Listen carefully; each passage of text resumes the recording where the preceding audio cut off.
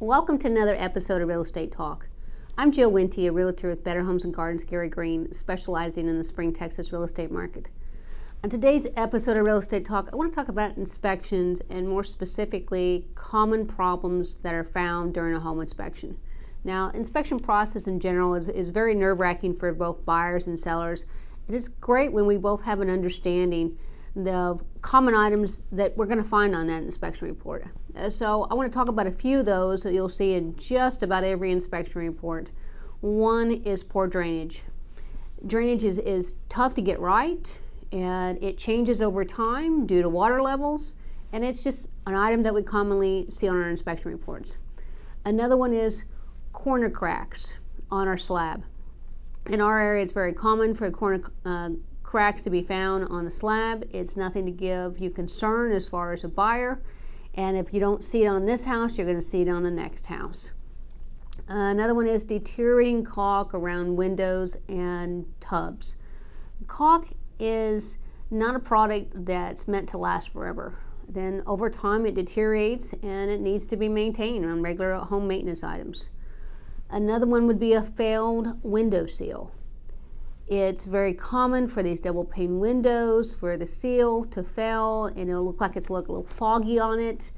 It's, you talk to the inspector about it and how much energy efficiency do you really lose because of that failed seal. They'll tell you, but it's actually very little, but it's a common issue that we have. Another one would be tree limbs closer than 4 feet to the roof. The trees grow, they get too close to the roof, we just don't have time to get them maintained. It gets written up because it's advisable to have those trees back away from that roof so it's not touching the roof and deteriorating the shingles sooner than they should.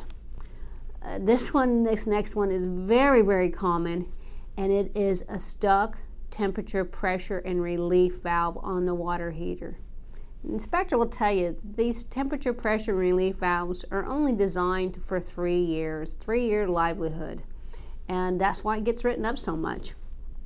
Okay, another one is AC not cooling properly, specifically that its temp differentials between the supply and the return are not within industry standards of 15 to 20 degrees. This gets written up a lot, and the reason why it gets written up a lot is because the way it is tested. Now, the inspectors will point a temperature gun at the return and at supply, and that's how they test the differences.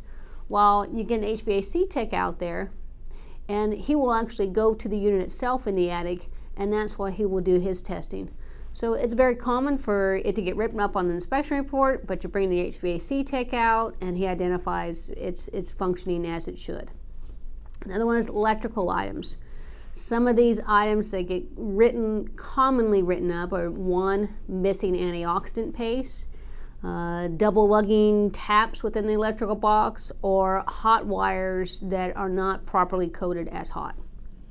And another one I see getting written up frequently is a garage door, the automatic reverse not working. This just gets out of alignment over time, and it's relatively easy to correct. So those are some of the major items that we see as far as commonly getting written up on inspection reports.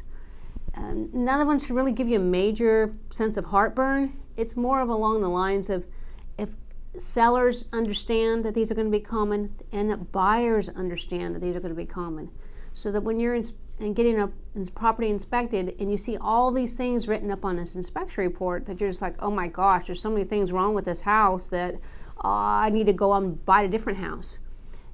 Talk with your agent, talk with your inspector, and ask your inspector, how many of these items that are written up on this inspection report are very common, and if it's not this house I'm going to find it on, then I'm going to find it on the next house. So thanks for tuning in to this episode of Real Estate Talk. That's all I have for now. I'd love to connect with you on YouTube, Facebook, Instagram. I'm under Discover Spring, Texas.